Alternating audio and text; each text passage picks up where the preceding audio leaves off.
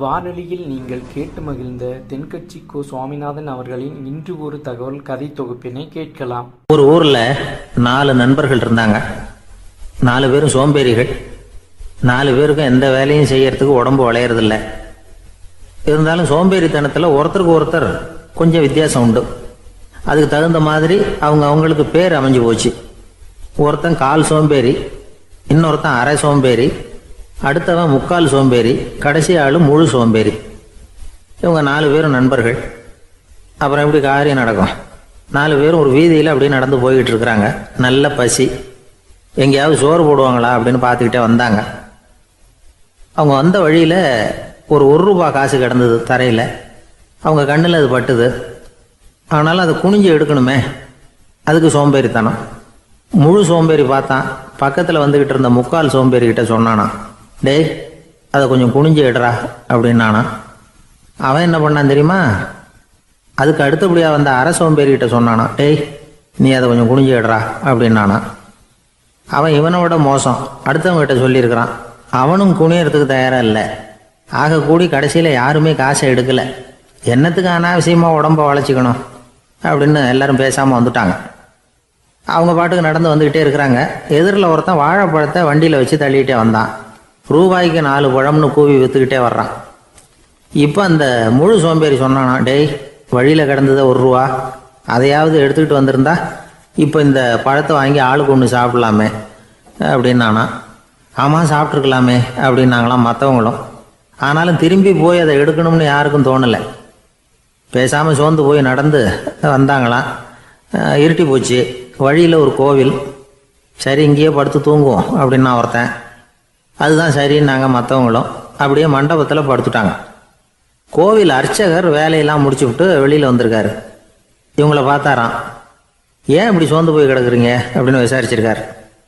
2 நாளாச்சுங்க நாங்கள் சாப்பிட்டு அப்படின்னாங்களாம். அவர் உடனே ஐயோ பாவம் அப்படின்னு சொல்லி பானை, விறகு, அரிசி, தண்ணி எல்லாம் கொடுத்து நீங்களே சமையல் பண்ணி சாப்பிட்டுக்குங்க அப்படின்னு சொல்லிவிட்டு போயிட்டார்.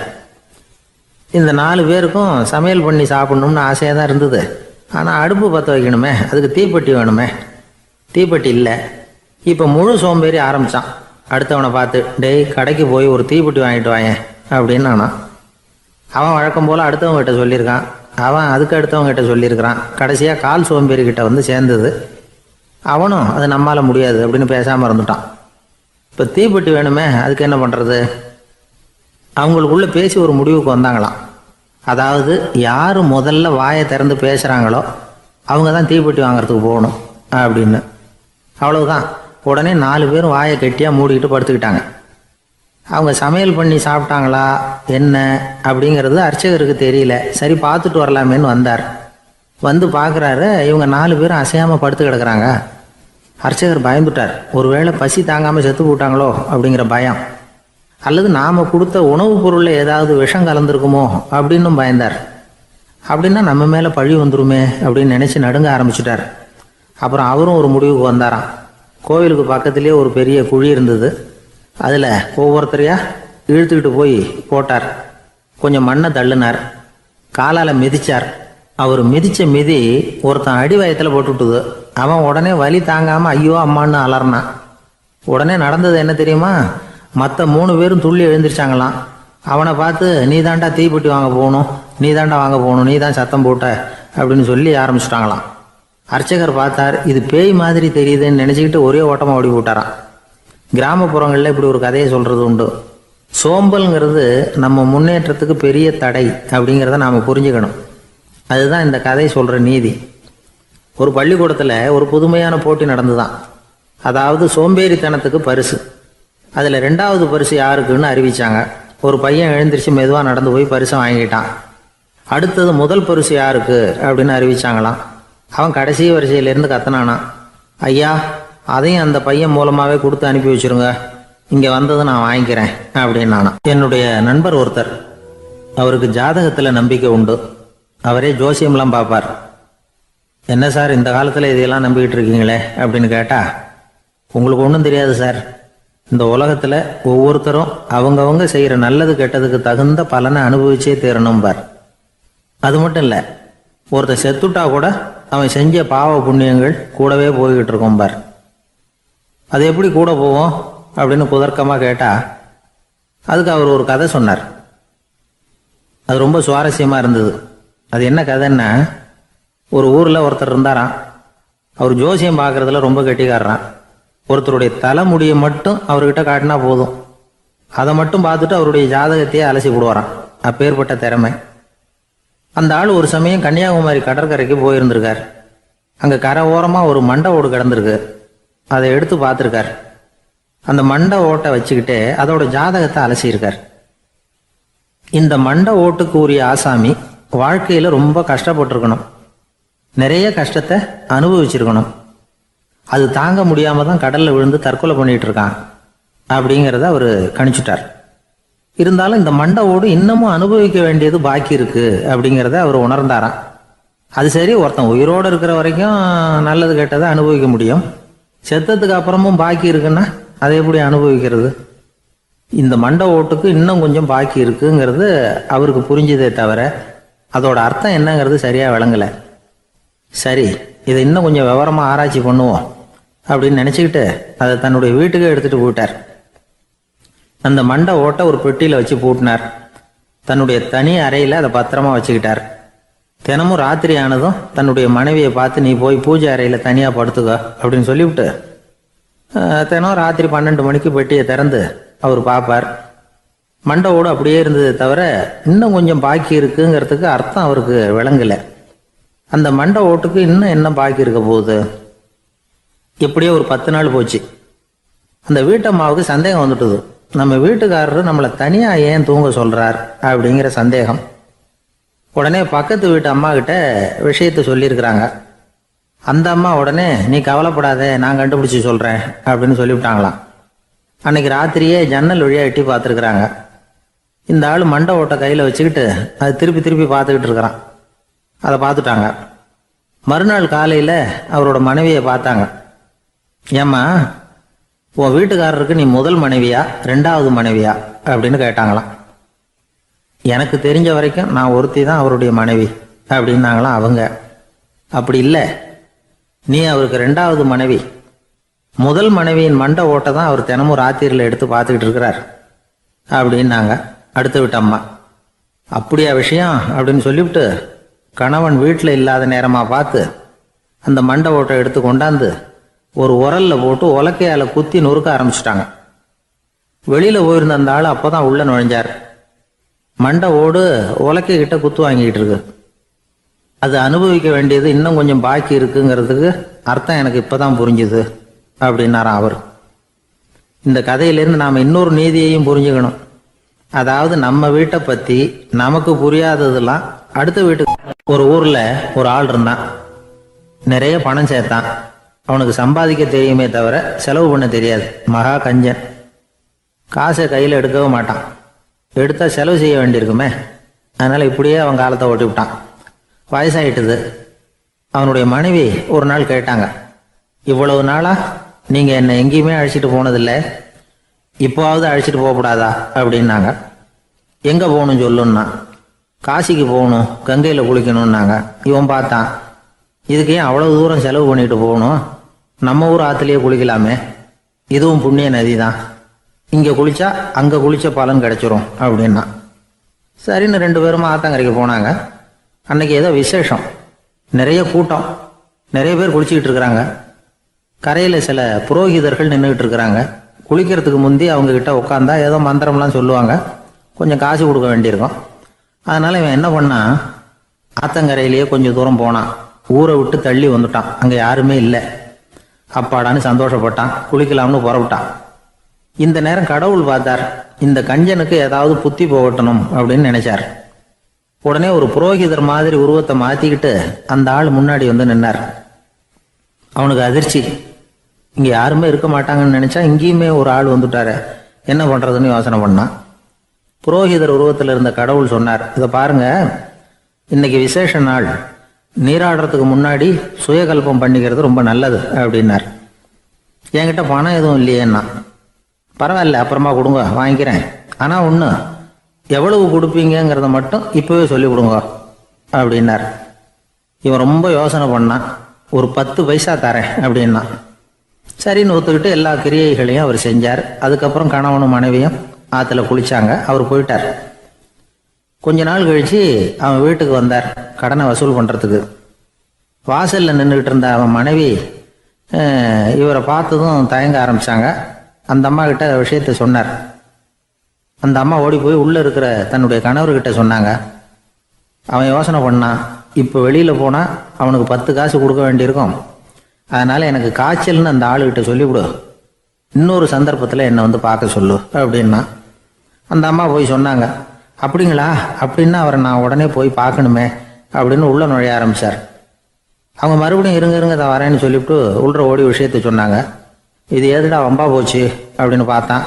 மனைவியை கிட்டத்தில் கூப்பிட்டான். இந்த பாரு, ஜன்னி கண்டு நான் இறந்து போயிட்டதா சொல்லிவிடு அப்படின்னா சொன்னாங்க. புரோகிதர் பார்த்தார். அப்படின்னா ஒரு வழியாக இருந்து அவருடைய இறுதி சடங்குகளையும் நானே முடிச்சுட்டு போயிடுறேன் அப்படின்னார். உள்ளே இருந்தவன் யோசனை பண்ணான், அந்த ஆள் என்னை விடமாட்டான் போல இருக்கு. அதனால் ஒரு சவப்பெட்டியில் என்னை வச்சு தூக்கிக்கிட்டு மயானத்துக்கு போங்க, பார்த்துக்கலாம் அப்படின்னா. புரோகிதரும் விடுற மாதிரி இல்லை, கூடவே நடந்து போயிட்டு இருக்கிறார். அங்கே இறக்கி சடங்குகளை முடிச்சுட்டு தீ வைக்கிற நேரம் பொட்டிக்குள்ளே இருந்த நம்ம ஆள் அலறி அடிச்சுட்டு வெளியில் ஓடி வந்தான். புரோகிதர் உருவத்தில் இருந்த கடவுள் சிரிச்சார். தன்னுடைய சுய உருவத்தை காட்டினார். அதுக்கப்புறம் அவனை கூப்பிட்டு, இதை பாருப்பா, ஏன் இப்படி அல்லாடுற, ஏதாவது வர வேணும்னா கேள் தரேன் அப்படின்னார். அவன் யோசனை பண்ணான். பகவானே, ஒரே ஒரு வரம் தான் உங்ககிட்ட கேட்கணும்னா. என்ன வேணும் கேளுன்னார். அந்த 10 பைசா தட்சணையை தள்ளுபடி பண்ணா போதும் அப்படின்னா. கடவுளும் சரின்னு சொல்லிட்டு போயிட்டார். இப்படி ஒரு கதையை சுவாமி சிவானந்தர் சொல்லியிருக்கிறார். செல்வந்தர்கள் பல பேர் இப்படித்தான் இருக்கிறாங்க. தாங்களும் அனுபவிக்க மாட்டாங்க, அடுத்தவங்களுக்கும் கொடுக்க மாட்டாங்க. இது மாதிரியான கஞ்சர்களுக்கு இந்த உலகம் இல்லை, அந்த உலகம் இல்லைங்கிறார் அவர். இந்த கதையில கடவுள் கடன் வசூலுக்கு வந்தது மாதிரி நம்ம ஊர் ஆள் ஒருத்தன் இன்னொருத்தர்கிட்ட 10 பைசா கடன் கொடுத்துட்டான். திருப்பி வாங்கறதுக்கு நடையா நடக்கிறான். கடைசியா கேட்டான், நீ எப்பதான் கடனை திருப்பி தரப்போற, அதை முடிவா சொல்லுன்னா. வர்ற வியாழக்கிழமை கண்டிப்பா கொடுத்துருவேன் அப்படின்னானா அவன். அன்னைக்கு நான் ஊர்ல இருக்க மாட்டேனே அப்படின்னானா இவன். அதனால என்ன, நானும் தான் அன்னைக்கு ஊர்ல இருக்க மாட்டேன் அப்படின்னானா. இமயமலை அடிவாரத்தில் ஒரு மடம். அங்கே ஒரு சன்னியாசி இருந்தார். அவர்கிட்ட ஒருத்தர் வந்தார். சுவாமி, ஆசையை உதற நினைக்கிறேன், முடியல, ஒட்டிக்கிட்டே வருது அப்படின்னாராம். இப்படி உட்கார, ஒரு கதை சொல்கிறேன் அப்படின்னு சொல்லி அவர் சொல்ல ஆரம்பித்தாராம். அவர் சொன்ன கதை என்னென்னா, ஒரு ஊரில் ஒரு ஆள் இருந்தான். அவன் பேர் குப்புசாமி. அவங்ககிட்ட எப்பவும் ஒரு பழைய தொப்பி இருக்கும், விடவே மாட்டான். அதனால் அவனை எல்லாரும் தொப்பி சாமி அப்படின்னு தான் கூப்பிடுறது வழக்கம். ஒரு புது தொப்பி வாங்கிக்கப்படாதாப்பா அப்படின்னு நண்பர்கள்லாம் சொல்லி பார்த்தாங்க. பணத்துக்கு எங்கே போவேன் அப்படின்னு விட்டானா. பணம் வச்சுருக்கான், செலவு பண்ண மனசு வரல, மகா கஞ்சன்.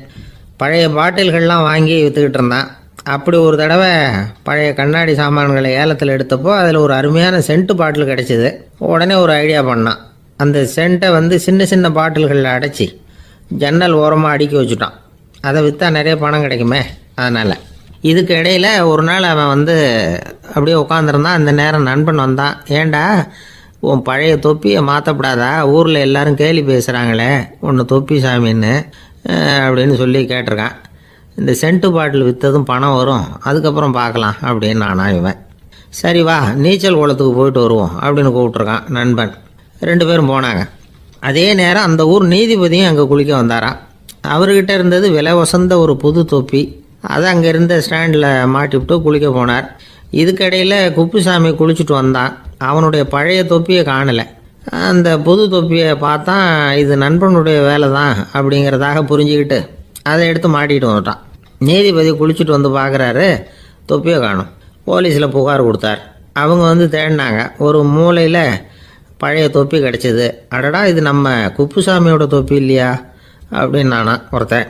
உடனே அவன் வீட்டுக்கு தேடிட்டு போயிருக்காங்க. அங்கே போய் பார்த்தா புது தொப்பி அங்கே இருக்குது. உடனே அவனுக்கு 1000 ரூபா அபராதம் போட்டாங்களாம். அவன் பணத்தை கட்டிவிட்டு ரொம்ப எரிச்சலோடு வீட்டுக்கு வந்தான். பழைய தொப்பி கண்ணில் பட்டது. மறுபடியும், உன்னால் தானே எனக்கு 1000 ரூபா நஷ்டம் அப்படின்னு சொல்லி அதை எடுத்துக்கிட்டு அப்படி போயிருக்கான். அந்த ஊர் குளத்தில் வீசி எரிஞ்சிட்டு வந்துட்டான். அது மீன் பிடிக்கிற ஒருத்தன் கையில் சிக்கிச்சு. அவன் வர்ற வழியில் அதை எடுத்து வேகமாக வீசி எறிஞ்சான். அது நேராக குப்புசாமி வீட்டு ஜன்னல் வழியாக உள்ளே வந்து இந்த சென்ட்டு பாட்டில்கள் மேலே விழுந்து எல்லாம் உடஞ்சி நொறுங்கி போச்சு. குப்புசாமி பார்த்தான், தோட்டத்தில் ஆழமாக ஒரு குழியை வெட்டினான், அந்த தொப்பியை போட்டான், மூடிவிட்டான். இதை அடுத்த வீட்டுக்காரன் பார்த்தான், ஏதோ புதையல் தான் வச்சுருக்கான் போல இருக்குன்னு நினச்சான். போலீஸில் போய் புகார் கொடுத்துட்டான். மறுபடியும் போலீஸ் குழியை தோண்டினாங்க. பழைய தொப்பி மறுபடியும் வெளியில் வந்தது. எல்லோரும் சிரிக்கிறாங்க.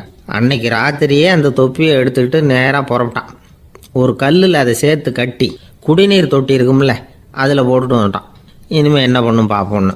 ஒரு நாள் திடீர்னு குழாயெல்லாம் அடைப்பட்டு போச்சு. மாநகராட்சி அலுவலர்கள் வந்து என்னன்னு பார்த்தா அந்த பழைய தொப்பி குழாயை அடைச்சிக்கிட்டு இருக்குது. இது குப்புசாமியோட தொப்பிங்கிறது தான் எல்லாருக்கும் தெரியுமே. உடனே குடிநீரை வந்து பாழாக்கணத்துக்காக குப்புசாமிக்கு கோர்ட்டு 2500 ரூபா அபராதம் போட்டுவிட்டுது.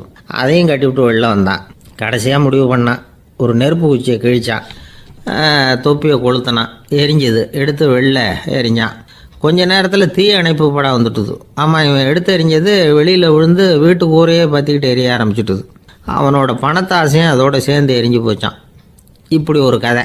இந்த கதையை சொல்லி முடித்தார் அந்த இமயமலை அடிவாரத்தில் இருந்த சன்னியாசி. இப்போ அந்த குப்புசாமி எங்கே இருக்கிறான்னு கேட்டார் எதிரில் இருந்தவர். இதோ உன் எதிரிலே இருக்கிறான், நான் தான் அந்த குப்புசாமி அப்படின்னாரான் அந்த சன்னியாசி. அந்த குப்புசாமி கிட்ட இருந்தது மாதிரி ஒரு பழைய தொப்பி நம்ம ஒவ்வொருத்தர்கிட்டையும் உண்டு. அதை எப்படி தொலைக்கிறதுன்னு தெரியாமல் தடுமாறிக்கிட்டு இருக்கிறோம்.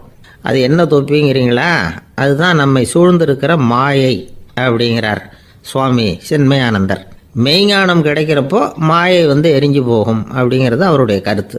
நம்மால் ஒருத்தர் வேகமாக ஓடி வந்தார். காலில் மாட்டியிருந்த பழைய செருப்பு ரெண்டையும் ஆவேசமாக தூக்கி ஒரு கிணத்துல போட்டுட்டு வெறுங்காலோடு நடந்து வந்துக்கிட்டு இருக்கிறார்.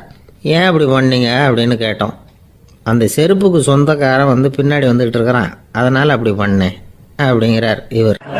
எனக்கு இது மட்டும்தான் சார் தெரியும், இதை தவிர வேறு எதுவும் தெரியாது அப்படின்னு சொல்லிக்கிட்டே காலம் தள்ளுறவங்க ரொம்ப பேர். அவங்களெல்லாம் கஷ்டப்பட வேண்டியிருக்கும். ஒருத்தர் தன்னுடைய தொழிலில் ரொம்ப கெட்டிக்காரராக இருக்கலாம். அதுக்காக எப்பவும் அதே ஞாபகத்தில் இருந்துக்கிட்டு உலகியல் அறிவு இல்லாமல் இருந்துடக்கூடாது, அது ஆபத்து. இதுக்காக நம்ம தாத்தா பாட்டிலாம் ஒரு கதை சொல்லுவாங்களே, கேள்விப்பட்டிருக்கீங்களா? ஒரு சமயம் ஒரு 4 பேர் சேர்ந்து வெளியூருக்கு பிரயாணம் போனாங்களாம். அந்த 4 பேர் எப்படி தெரியுமா? ஒருத்தர் வந்து வேதாந்தி, இன்னொருத்தர் சங்கீத வித்வான், 3வது ஆள் வைத்தியர், 4வது ஆள் ஜோசியர். இவங்க 4 பேரும் நண்பர்கள். அதனால் சேர்ந்து புறப்பட்டாங்க. வழியில் ஒரு ஊரில் தங்கினாங்க. இருட்டி போச்சு. அதனால் இன்றைக்கி ராத்திரி இங்கேயே தங்கி இருந்துட்டு நாளைக்கு புறப்படலாம் அப்படின்னு தீர்மானம் பண்ணாங்க. சாப்பாட்டுக்கு என்ன பண்ணுறது? அங்கேயே கடத்தெருவுக்கு போய் சாமான்லாம் வாங்கியாந்து சமைச்சு சாப்பிட்லாம்னு முடிவு பண்ணாங்க. 4 பேர் இருக்கிறதுனால ஆளுக்கு ஒரு காரியமாக செய்யலாம் அப்படின்னு வேலையை பிரிச்சுக்கிட்டாங்க. வைத்தியர் வந்து கறிகாய் வாங்க போனார், வேதாந்தி வந்து எண்ணெய் வாங்க போனார், ஜோசியர் வந்து பலசரக்கு வாங்க போனார், சங்கீத வித்வானுக்கு சமைக்கிற வேலை. எல்லாம் சரி, ஆனால் நடந்தது என்ன தெரியுமா? கடைத்தெருவுக்கு காய்கறி வாங்க போனார்ல வைத்தியர், அங்கே போய் மார்க்கெட்டில் பார்த்தார். ஒவ்வொரு கறிகாயாக எடுத்து பார்த்தார். இது பித்தம், உடம்புக்கு ஒத்துக்காது, இது வாயு, உடம்பு ஒத்துக்காது அப்படின்னு ஒவ்வொன்றா தள்ளினார். கடைசியில் ஒன்றுமே தேரல, வெறுங்கையோடு திரும்பி வந்துக்கிட்டு இருக்கிறார். எண்ணெய் வாங்க போனார் வேதாந்தி, அவர் ஒரு தொன்னையில் எண்ணெயை வாங்கினார். பேசாமல் அதை எடுத்துகிட்டு வர வேண்டியது தானே, முடியல. அவருடைய வேதாந்த மூளை சிந்திக்க ஆரம்பிச்சுட்டுது.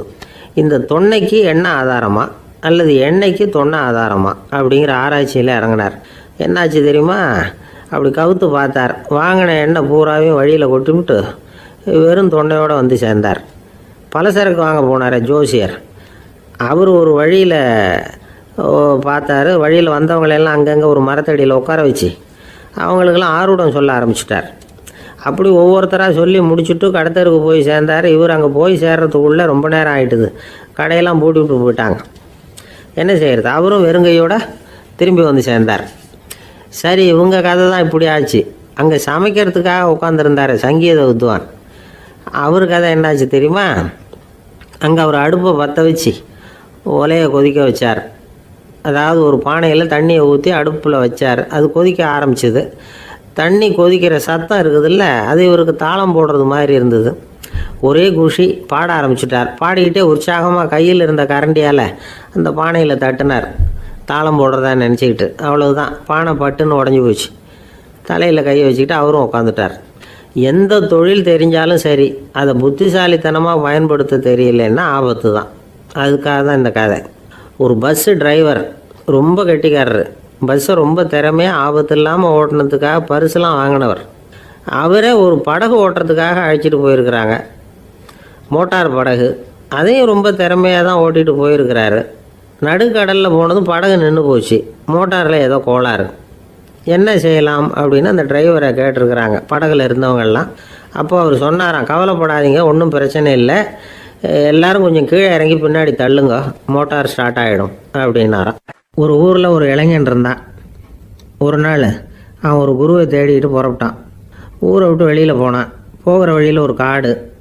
அந்த காட்டில் ஒரு மரத்தடியில் ஒரு பெரியவர் உட்காந்துருக்கிறார். அமைதியாக மௌனமாக அவர் அமர்ந்திருக்கிறார். இந்த பெரியவரை விசாரிக்கலாம், குருவை தேடி கண்டுபிடிக்கிறதுக்கு இவர் ஏதாவது ஒரு வழி சொல்லி கொடுப்பார் அப்படின்னு நினச்சிக்கிட்டு அவர் நெருங்கினான். ஐயா, எனக்கு ஒரு குரு தேவை, எங்கே கிடைப்பார், அவரை எப்படி அடையாளம் கண்டுபிடிக்கிறது, அதை பற்றி ஏதாவது விவரம் சொன்னீங்கன்னா நான் கண்டுபிடிச்சிக்குவேன் அப்படின்ட்டுருக்கான். பெரியவர் நிமிர்ந்து பார்த்தார். தம்பி, அது ரொம்ப சுலபம். அவர் வயசானவராக இருப்பார், என்னை விட சுமார் 30 வயசு அதிகமாக இருக்கும். அவர் ஒரு மரத்தடியில் தான் உட்காந்துருப்பார் அப்படின்ட்டுருக்கான். சரிங்க பெரியவரே, அது என்ன மாதிரியான மரம், எப்படி இருக்கும் அப்படின்னு கேட்டிருக்கான். பெரியவர் அந்த விவரங்களையும் சொல்லியிருக்கிறாரு. அது மட்டும் இல்லை, சந்திக்கிற நாள், நேரம், வினாடி முதற்கொண்டு எல்லா விவரங்களையும் துல்லியமாக சொன்னாராம். இவ்வளவு விவரங்களை இவரால் எப்படி சொல்ல முடியுது அப்படின்னு இவனுக்கு ஆச்சரியம். இருந்தாலும் அந்த பெரியவர் கடைசியாக ஒரு விவரம் சொன்னார். அது என்ன தெரியுமா, எப்படியும் நீ அவரை சந்திக்கிறதுக்கு ஒரு 30 வருஷம் ஆகும் அப்படின்னு சொல்லிவிட்டாராம். ரொம்ப நன்றிங்க பெரியவரே அப்படின்னு சொல்லிவிட்டு அந்த இளைஞன் புறப்பட்டுருக்கான். இப்போ அவனுக்கு குரு பற்றின விவரம் எல்லாம் கிடைச்சிட்டுது, சந்திக்கிற நேரமும் தெரிஞ்சுட்டுது. ஆனால் 30 வருஷம் அவரை தேடி அலைய வேண்டியிருக்குமே. அவன் தேட ஆரம்பித்தான். காடு மலை எல்லாம் சுற்றி அலைஞ்சான். பல வருஷங்கள் தேடினான், அழுத்து போயிட்டான். கடைசியில் அவனுக்கும் வயசாகிட்டுது. கடைசியில் தன்னுடைய சொந்த ஊருக்கே திரும்பி போய்கிட்டு இருந்தான். அங்கே ஒரு மரத்தடியில் அவன் தேடிக்கிட்டு இருந்த குருநாதர் கிடைச்சார். யார் அவருன்னா, 30 வருஷத்துக்கு முன்னாடி வழி சொல்லி கொடுத்தாருல அதே பெரியவர். அவருக்கு இப்போ 30 வயசு அதிகமாக இருந்தது. அதே மரம். அன்னைக்கு பெரியவர் சொன்ன அடையாளம் இப்போ பொருத்தமாக இருந்தது. இப்போ அந்த பெரியவர் சொன்னார், சரியாக வந்து சேர்ந்துட்டேன், வா, உனக்காக தான் நான் இவ்வளவு காலமும் காத்துக்கிட்டு இருந்தேன் அப்படின்னாராம். என்ன சொல்கிறீங்கன்றிருக்கான். 30 வருஷத்துக்கு முன்னாடி என்கிட்ட வந்தியே, அப்போவே என் காலம் வந்து முடிஞ்சு போயிருந்தது. அப்போவே என்ன உனக்கு அடையாளம் தெரியல, அதனால் இவ்வளவு காலம் உனக்காக காத்துட்டு இருக்கும்படி ஆயிட்டுது அப்படின்னாராம். ஐயா, அப்போவே நீங்கள் சொல்லியிருக்கலாமே, இதுதான் 30 வருஷம் கழித்து நீ சந்திக்க போகிற இடம், நான் தான் உன்னுடைய குரு அப்படின்னு சொல்லியிருக்கலாமே அப்படின்ட்டுருக்கான்.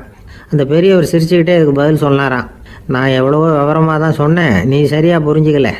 காரணம், அப்போ நீ போதுமான அளவுக்கு பக்குவம் பெற்றிருக்கவில்லை, அதனால் புரியும் சக்தி இல்லாமல் போயிட்டுது. அப்போ 30 ஆண்டு காலம் நீ அலைஞ்சி தெரிஞ்சிருக்கிற, அது காரணமாக இப்போ உனக்கு அந்த பக்குவம் வந்துட்டுது. அதனால தான் அடையாளம் காண முடிஞ்சது, நானே உன்னுடைய குரு அப்படின்னாராம். இதுலேருந்து என்ன தெரியுதுன்னா, ஆன்மீகத்தில் மாணவனாக சேர்றதுக்கு கூட ஒரு பக்குவத்தன்மை தேவைப்படுது. ஒரு பெரிய ஞானி, அவர்கிட்ட சீடனாக இருக்க ஒருத்தன் வந்தான், எதிரில் நின்னான். ஞானி அவனை வெகு நேரம் உற்று பார்த்தார். அப்புறம் சொன்னார், சீடனாக இருக்கிறது ரொம்ப சிரமம்னார். நான் தயாராக இருக்கிறேன்னா.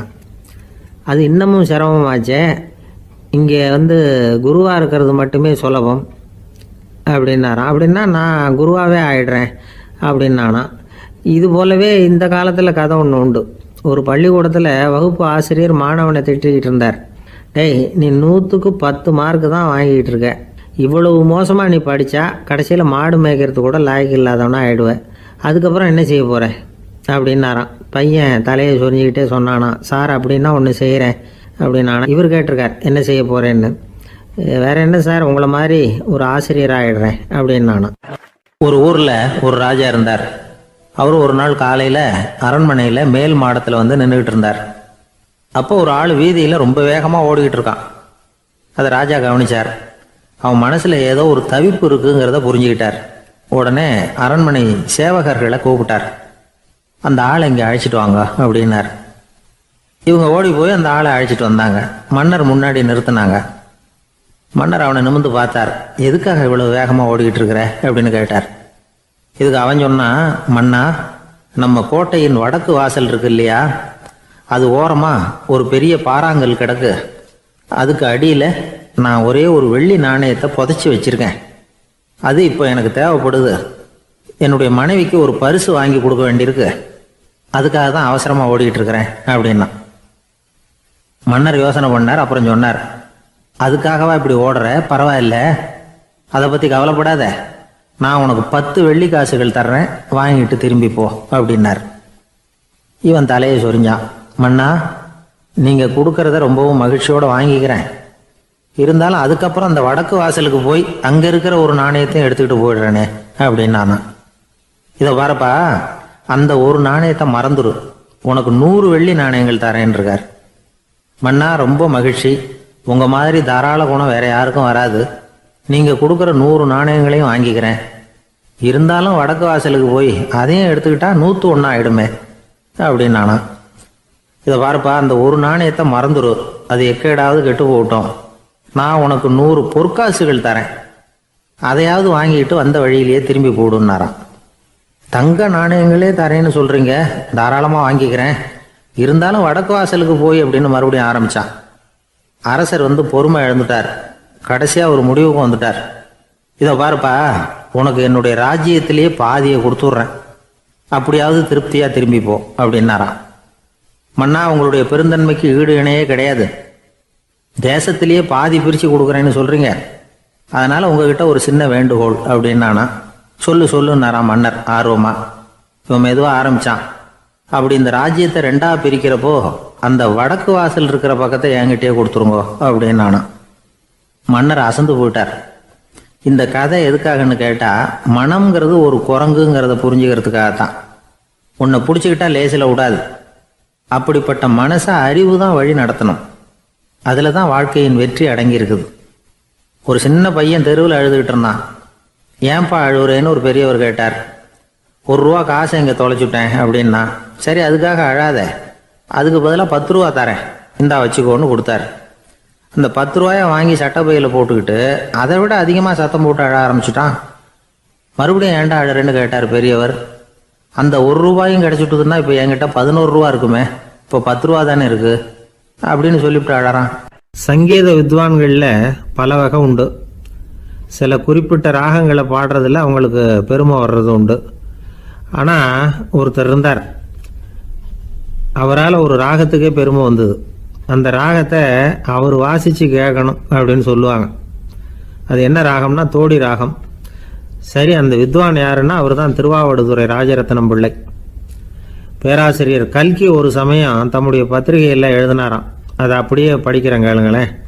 ஆஹா, ஸ்ரீ ராஜரத்னம் பிள்ளையின் தோடி ஆலாபனையை முதலில் கேட்டபோது அவருடைய கற்பனையை விட்டு தள்ளுங்கள், நம்முடைய மனதில் என்னென்ன இன்பமயமான கற்பனைகள் எல்லாம் உதித்தன. குழந்தை தாயிடம் கொஞ்சம் குரலை கேட்டோம், அன்னை குழந்தையிடம் கொஞ்சம் குரலை கேட்டோம், ரதியும் மன்மதனும் பேசிக்கொண்ட காதல் மொழிகளை கேட்டோம், முருகன் சிவபெருமான் செவிகுளிர மொழிந்த உபதேசத்தை கேட்டோம், கலைமகள் கவிஞனுக்கு அருளிய ஆசி மொழிகளை கேட்டோம், நாரத முனிவருடைய தம்பூரா சுருதியை கேட்டோம், ராவணன் தன் எலும்பை ஒடித்து வீணையாகச் செய்து வாசித்த கானத்தை கேட்டோம், கானப்பறவைகளின் கலகல ஒலியை கேட்டோம், கோல குயில்களின் குரல் இனிமையை கேட்டோம். இப்படிலாம் பேராசிரியர் கல்கி விமர்சனம் எழுதியிருக்கிறார்.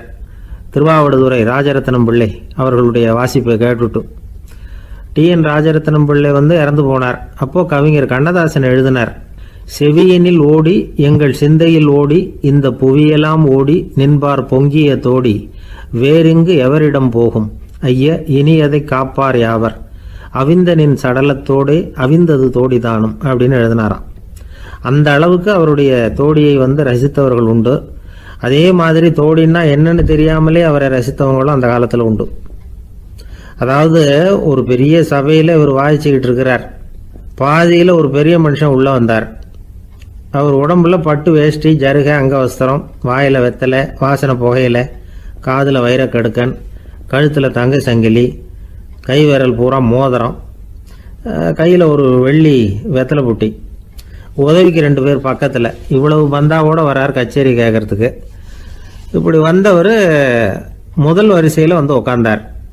வித்வான் வாசித்து முடித்ததும் இவர் அவரை பார்த்து, ஐயா, நீங்கள் தோடி வாசிக்கிறதுல ரொம்ப கெட்டிக்காரர்னு கேள்விப்பட்டிருக்கேன், அதை கேட்கறதுக்காக தான் மெனக்கிட்டு வந்திருக்கிறேன், அதை வாசிங்களேன் அப்படின்னாராம் இந்த பெரியவர். ராஜரத்னம் பிள்ளைக்கு ஒன்றும் புரியல. ஏன்னா இது வரைக்கும் அவர் வாசிச்சுக்கிட்டு இருந்ததே அந்த தோடி ராகத்தை தான். அதை வாசித்து முடித்ததும் அதை வாசிங்களேன்னு இவர் கேட்குறார். அப்படின்னா இவரோட ஞானம் எப்படிப்பட்டது? இவ்வளவும் கேட்டுட்டு இப்படி கேட்குறாரே அப்படின்னு அவர் யோசிச்சிருக்கிறார் ராஜரத்னம் உள்ள. உடனே என்ன பண்ணார் தெரியுமா? பக்கத்தில் ரொம்ப சாதுவாக சுருதி போட்டுக்கிட்டு இருந்த ஒரு முதுகில் ஓங்கி ஒரு குத்து விட்டாராம். அவருக்கு ஒன்றும் புரியல, எதுக்கு நம்மளை அடிக்கிறார் இவர், நம்மளை குத்துறாரு வித்வான்னு. அவர் அதிர்ச்சியால் இவர் நிமிர்ந்து பார்த்துருக்கார். அப்போ ராஜரத்னம் உள்ள சொன்னாராம், ஏய்யா ஐயா பெரிய மனுஷன், என்னுடைய பரம ரசிகர், தோடி ராகம் கேட்கணுங்கிறதுக்காக இவ்வளவு தூரம் வந்திருக்கிறார், வந்து முத வரிசையில் உட்காந்துருக்கார். நீ இந்த சமயம்